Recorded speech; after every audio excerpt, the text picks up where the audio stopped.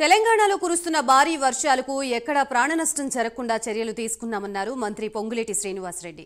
మరో 36 గంటలు భారీ వర్షాలు కురిసే అవకాశం ఉందని, ప్రజలు అత్యవసరమైతే తప్ప ఎవరూ బయటికి రావద్దని సూచించారు. పాలేరులో ఒక కుటుంబం వరదలో చిక్కుకుపోయిందని, ఇద్దరు కొట్టుకుపోయారన్నారు. భారీ వర్షం కారణంగా హెలికాప్టర్లు టేకాఫ్ అయ్యే పరిస్థితి లేదన్నారు. ప్రభుత్వ ఎంప్లాయీస్ కి లీవ్స్ క్యాన్సిల్ చేశామన్నారు. జీహెచ్ఎంసీ పరిధిలో పురాతన గోడలు కూలే ప్రమాదం ఉందని, అందులో నివసిస్తున్న వారందరూ పునరావాస కేంద్రాలకు వెళ్లాలని సూచించారు. భారీ వర్షాలపై కేంద్ర మంత్రులతో మాట్లాడుతున్నామన్నారు. రాష్ట్రానికి అండగా ఉంటుందన్న నమ్మకంతో ఉన్నామన్న మంత్రితో మా ప్రతినిధి నాగేంద్ర ఫేస్ టు ఫేస్. రోజులుగా కురుస్తున్నటువంటి భారీ వర్షాలకి రెండు తెలుగు రాష్ట్రాలు కూడా అల్లాడుతున్నటువంటి పరిస్థితి ఉంది. కొద్దిసేపటి క్రితమే తెలంగాణ రాష్ట్రంలో కురుస్తున్నటువంటి భారీ వర్షాలపైన జిల్లా కలెక్టర్లతో రెవెన్యూ శాఖ మంత్రి పొంగులేటి శ్రీనివాసరెడ్డి టెలికాన్ఫరెన్స్ నిర్వహించారు. ప్రస్తుతం తెలంగాణ రాష్ట్రంలో ఎటువంటి పరిస్థితులు ఉన్నాయి, ఈ అంశం పైన మనతో మాట్లాడడానికి ఆయన ఉన్నారు. మాట్లాడించేటటువంటి ప్రయత్నం చేద్దాం. సార్ చెప్పండి, రెండు తెలుగు రాష్ట్రాలు కూడా పూర్తిగా భారీ వర్షాలకు అల్లాడుతున్నటువంటి పరిస్థితి ఉంది. మరొకవైపు తెలంగాణ రాష్ట్రంలో ఆస్తి ప్రాణ నష్టం రెండు ఏ విధంగా ఉంది, ప్రస్తుతం వర్షానికి సంబంధించినటువంటి పరిస్థితులు ఏ విధంగా ఉన్నాయి? గడిచిన 36 గంటల నుండి తెలంగాణ రాష్ట్రంలో అనేక జిల్లాల్లో అతి భారీ వర్షాలు కురుస్తున్న కారణంగా అన్ని ప్రాంతాలు జలమయమైన మాట వాస్తవం. రాష్ట్ర ప్రభుత్వం గౌరవ ముఖ్యమంత్రి గారు రేవంత్ రెడ్డి గారి సూచనల మేరకు ఇంతకుముందు ఒక వీడియో కాన్ఫరెన్స్ నిర్వహించుకున్నాం. ఏదైతే మిడ్నైట్ నుంచి గడిచిన అర్ధరాత్రి నుంచి రాష్ట్రంలో ములుగు, భద్రాద్రి కొత్తగూడెం, అదే రకంగా ఖమ్మం, మహబాదు, part of the Nalgonda, part of the Mahabubnagar ఈ ప్రాంతాల్లో అధిక వర్షాలు కురిచిన కారణంగా అన్ని చెరువులు, కుంటలు, వాగులు, వంకలు ఉధృతంగా ప్రవహిస్తున్నాయి. చివరికి స్థానికంగా ఉండే పంచాయతీరాజ్ R&B రోడ్లే కాకుండా నేషనల్ హైవేల మీద కూడా నీరు ప్రవహిస్తుంది. యావత్ తెలంగాణ రాష్ట్ర ప్రజలకి ఇందాక వీడియో కాన్ఫరెన్స్ ద్వారా అధికారులను ఆదేశించాను. ఇప్పుడు మీ ద్వారా కూడా చెప్పేది, అత్యవసర పనులుంటే తప్ప రోడ్ల మీదకి రావద్దు. నెంబర్ 1. రెండవది, ఇంకా రాబోయే 36 గంటల వరకు ఇదే పరిస్థితి ఉంది. హైదరాబాదులో కూడా ఈ మధ్యాహ్నం నుంచి అతి భారీ వర్షాలు పడబోతున్నాయని సూచనలు ఉన్నాయి. అదే సెంటమ్స్ కూడా బయట కనిపిస్తుంది. హైదరాబాద్ పరిసరాల్లో ఉండే నీటి రిజర్వాయర్లు అన్నీ కూడా ఫుల్ స్టేజ్కి వచ్చాయి.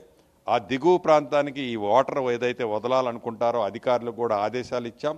ఒకేసారి నీళ్లు వదలకుండా చెరువు పూర్తిగా నిండిన తర్వాత కాకుండా ఆ క్యాచ్మెంట్లో వచ్చే వాటర్ని అసెస్ చేసుకొని వాటర్ నిండక ముందే స్లోగా డిశ్చార్జ్ చేయాలని, ఆ డిశ్చార్జ్ చేసేటప్పుడు ఆ వాటర్ ఫ్లో అయ్యే ప్రాంతానికి బోత్ సైడ్స్ పేదోళ్ళు నివసించుంటారు, వాళ్ళందరినీ పునరావాస కేంద్రాల్లో వాళ్ళకి అకామిడేషన్ ఇచ్చి వాళ్ళకి అన్ని వసతులు ఏర్పాటు చేయాలని, అదే రకంగా రేపు కూడా అటు నిజామాబాద్, కరీంనగర్ కూడా ఉధృతమైన వర్షాలు పడే అవకాశాలున్నాయి. ఆ ప్రాంతాల్లో కూడా అలర్ట్గా ఉండాలని ఆదేశాలు ఇవ్వటం జరిగింది. రేపు సోమవారం స్కూల్స్ ఉంటాయి.